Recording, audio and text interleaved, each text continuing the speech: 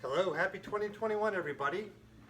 Here at J. Emerson, we are happy to feature a bunch of wines from our current monthly case. Currently, these are the 4 whites that are in our monthly case. And we're starting off with a wine from Tuscany, from Vecchia. The grape here is Vermentino. This is a grape that is grown throughout the Mediterranean basin. It's grown in Spain, it's grown in Corsica, Sardinia. Yeah, I think Sardinia would be considered to be the kind of the ultimate area for Vermentino. Absolutely. It's a great wine. It's fresh, typically not oaked, and something that in the middle of the winter, why not? It's a little kind of a refreshing kind of glimpse of the summer that will be here. And I mean, we all heat our houses. It's not like so you don't have to not drink white wine in the winter just because it's cold. Absolutely. Or if you're doing something like braised fennel, which is, kind of a great dish to do with this, it's a good example. And Vecchia is a kind of a more modern winery. 1996 is when the winery was established. Pellegrini families had been grape growers for some time, but not uncommon. They grew grapes and didn't make wine, but in 96 they made some wine. I've had the pleasure of visiting both the winery, which is in kind of a industrial area. It doesn't look like your quaint old Italian winery. And also the Villa Vecchia, which is in the Bulgari area and is really quite beautiful. They have a you want to see our Roman well, and it's it's like this 2,000-year-old Roman well they have in their backyard, and it beats the heck out of my Walmart fire pit. But yeah, I don't think this has a little Viognier in it too. It's 5% Viognier and 95% Vermentino, and I agree. This has some richness to it and bright and fresh. This bright is the and kind fresh. of thing I do with doing a bed of greens with some like oranges, a little bit of smoked turkey, braised fennel, certain fish dishes. Yeah. Pretty interesting. Now they say that Vermentino should be grown near the seaside, that it helps that exposure and the warmth that plays off the water or helps the grape ripen.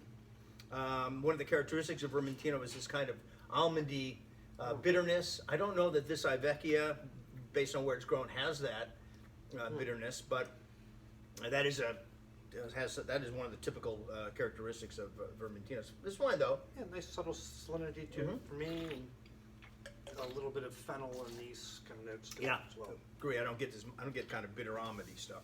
All right, well, let's move to the second one here. Trying to do our social distancing. Yeah, and these are all available in the case of the month, the January 2020 case of the month. All right, I'll start the intro on this one. This is from Riebeck Cellars. They are in South Africa, in the Western Cape, as I understand. Swartland, yep. This is a cuvee called the Royal. It's apparently kind of a long-established hotel down there, and so this is kind of an homage to that hotel. Chenin Blanc has a long history in South Africa. It was probably brought here by the French Huguenots almost 400 years ago. They came in the early 1700s. Yep. And this is kind of a very typical example of modern South African Chenin. Crisp, no oak, fresh, good acidity.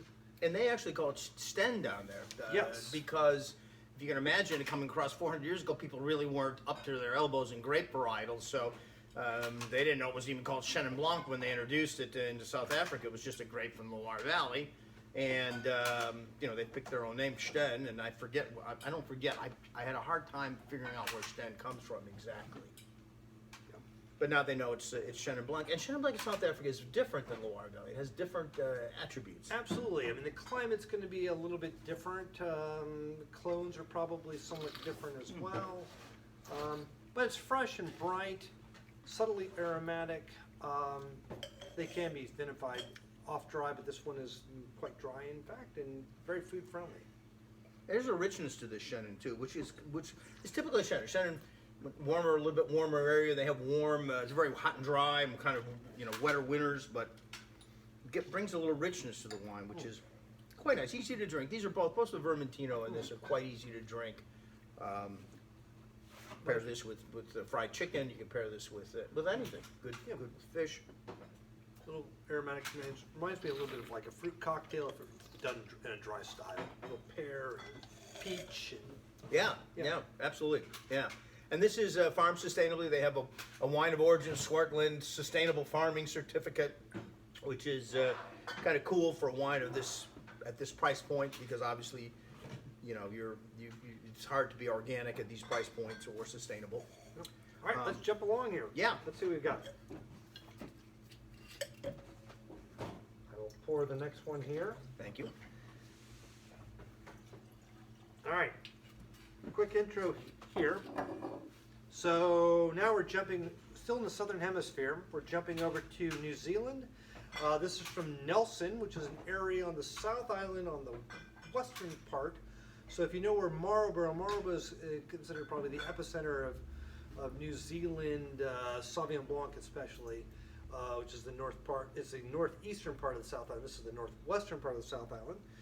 Sauvignon Blanc here though, this is Torrent Bay, which is a proprietary name put by one of our importers, but I think it has pretty good typicity. Yeah. For New Zealand. And I mean, Torrent Bay, there is a Torrent Bay wines, but you're right. I think it's kind of a, the distributor went to these guys and said, hey, we're going to import a kind of a custom crush wine made for us. There is no Torrent Bay winery per se.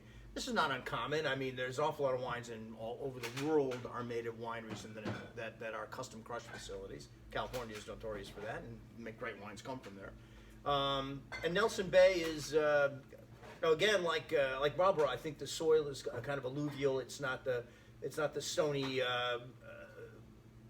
calcareous limestone stuff that you get in Loire Valley. So these wines always get riper, and that soil is rich, and so you get the gooseberries and guava. Yep. There's a little bit of, they put capsicum, and I mean, it smells like if you chopped up, jalapeno peppers and steamed them or something. It's got a little hint of that, without the actual heat, obviously, but it's got a spicy quality to it. It's vivaciously exuberant and aromatic. Great acid. It's got super. I think that's what I love most about it is that the aromatics are not so powerful they're off-putting. So kind of balanced with the great acidity at the end, which is what I love about Sauvignon Blanc. So, and I forget, we didn't get I got to get the prices on these because I don't have. Oh gosh, the prices handy. I might have to dash over there in a second. Let me dash. Jim's going to dash over while I am. Explain. There's also on the finish of this wine, there's a little bit of I definitely get more of a hint of like green peppery notes. Yeah, there's a little green pepper, no question. It's clean and fresh and bright. I think there's a richness to the Vermentino. There's and a different kind of richness to the Chenin. Now you're getting to the crispy critter over there with the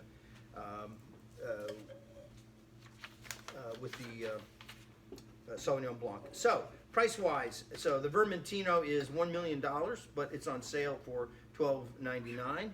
Yeah, it's a great price. And the Rebec is $700,000, but it's on sale for $799. That's a great drop. Yeah, it's a huge drop. And the Chateau, we're in the Torrent Bay. Yeah. The Torrent Bay was ordinarily $75,000, and it's down to $11.99 a bottle. So, I mean, these are all really good wines for an inexpensive price.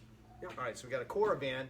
All right, the last wine of the whites from our monthly case is from Chateau Vage, or Vage, I'm not sure exactly the pronunciation on this. This is a appellation in Bordeaux called Grave de Vires, I think it is, which should not be confused with Grave District. The district of Grave, if you know the orientation of Bordeaux, is sort of south of the city of Bordeaux.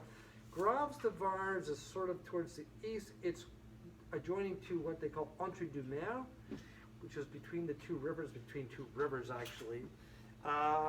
This wine is an assemblage, I think, of 60% Semillon and 40% Sauvignon Blanc. I personally thought this was a pretty good example of entry-level Bordeaux Blanc. And I think the combination of Semillon and something is very typical of white Bordeaux. Yep. It's atypical to have only Sauvignon Blanc. Yes. And that is actually, I think, what makes white Bordeaux so much more interesting, or more interesting sometimes, than Loire Valley. Sauvignon Blancs, because those are, of course, all Sauvignon Blanc. The Semillon adds a different dimension, sometimes a waxiness. It's a little waxier, a little weightier. I also, in this, I don't know if it's soil type or the yeast or whatever, but it's got a subtle smoky quality to it, kind of gunflinty quality to Yes, it does. The Semillon is not, to me, even though it's prevalent in the blend, it's not so much prevalent in the aromatics or the flavor. Yes. Which is interesting, or at least the traditional Semillon flavors that and aromatics that I'm used to getting. This actually has it's got a tart little thing going, a little lemony, citrusy thing going on at the end. Probably in some ways, maybe it doesn't have as equal acid, but because of that tart, which of course is acid, but I'm perceiving it as citrus, more citrusy than even the Sauvignon Blanc in some ways. Yes. I mean, for me, aromatically, this wine is more restrained than certainly the Torrent Bay. But on the palate, there's much more kind of breadth and richness and weight. There's kind of a build to it, which is why I put it fourth in the lineup here. Yeah, it does have it definitely has, the finish is a little more arresting, and it's a longer finish, and so, yeah, I can see why we put it, and you put it the last one. Roasted chicken, folks. Roasted chicken, fish, absolutely fish as well, baked fish. Anyway, that's it, right? Those are our. That's it. Have we given all the prices on all these? Yes. We've given the prices, Good. and January is a great time to drink some white wine. It's not just red wine time. After all, we do heat our houses, as we've said. So, thank you very much. That's it. I'm going to go turn it off for us.